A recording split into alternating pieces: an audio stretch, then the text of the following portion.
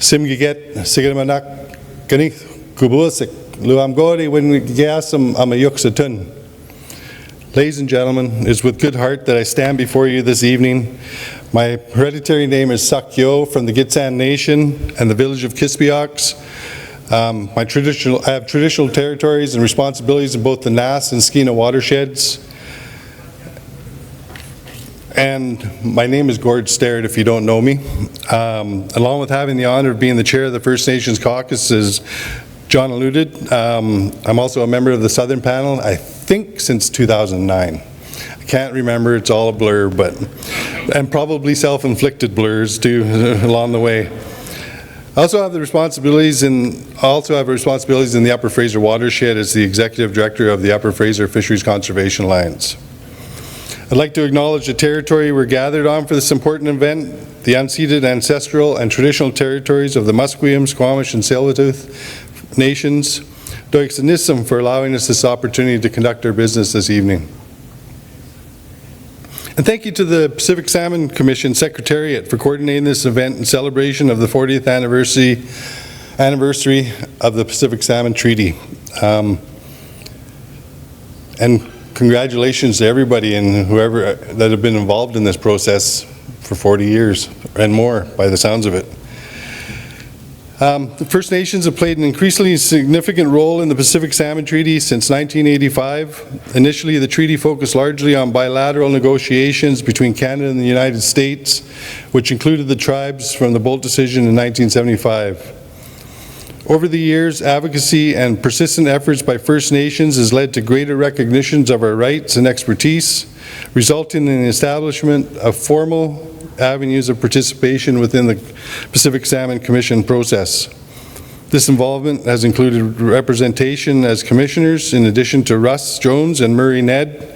Notable mentions include the late Joe Gosnell, Cliff Atleo, Hubert Haldane, and Gibby Jacobs that we heard already. It also includes panel members, technical committee members, and the formation of the First Nations Caucus, which ensures that the perspectives, knowledge, and stewardship responsibilities of BC's and Yukon's Indigenous peoples are integrated into salmon management and conservation strategies.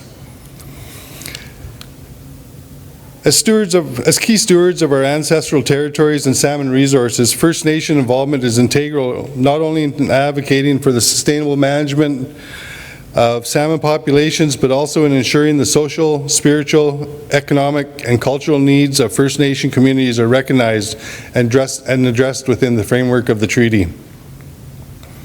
What also is required is an understanding of the complexity of Indigenous engagement through this process. In the early years, DFO handpicked Indigenous representatives.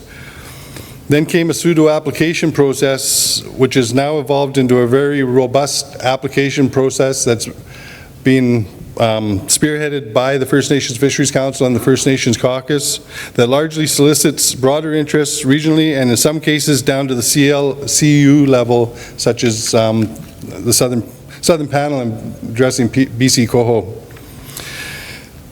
Through active participation in the Pacific Salmon Commission, First Nations, like our tribal relatives, are here to help shape policies and management strategies that prioritize conservation and foster collaboration amongst the government agencies, the tribes, First Nations, and stakeholders, while upholding court cases such as Sparrow, Delgamuukh, Gladstone, and Nuchalnath, as well as the Chilcotin title case.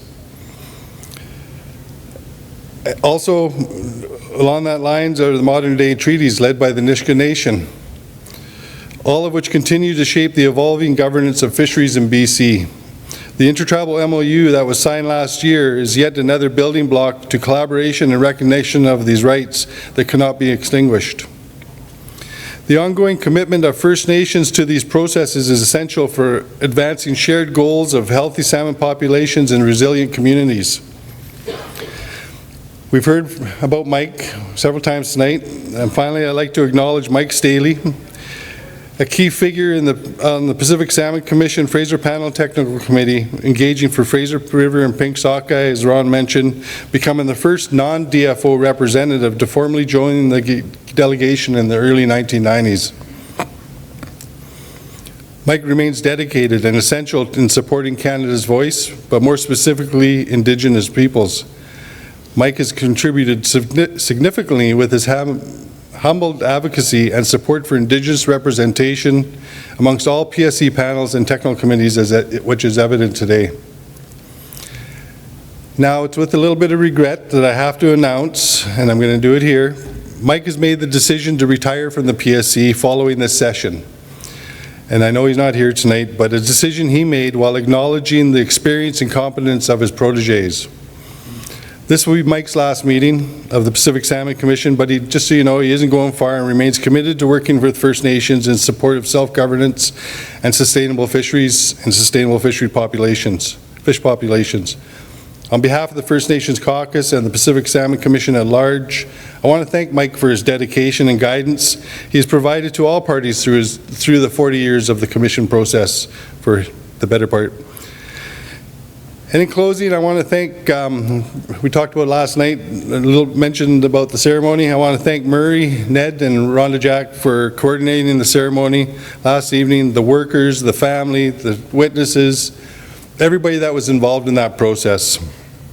It was necessary as we start on this next chapter of working together and understanding of what we need to do to ensure salmon are available for future generations.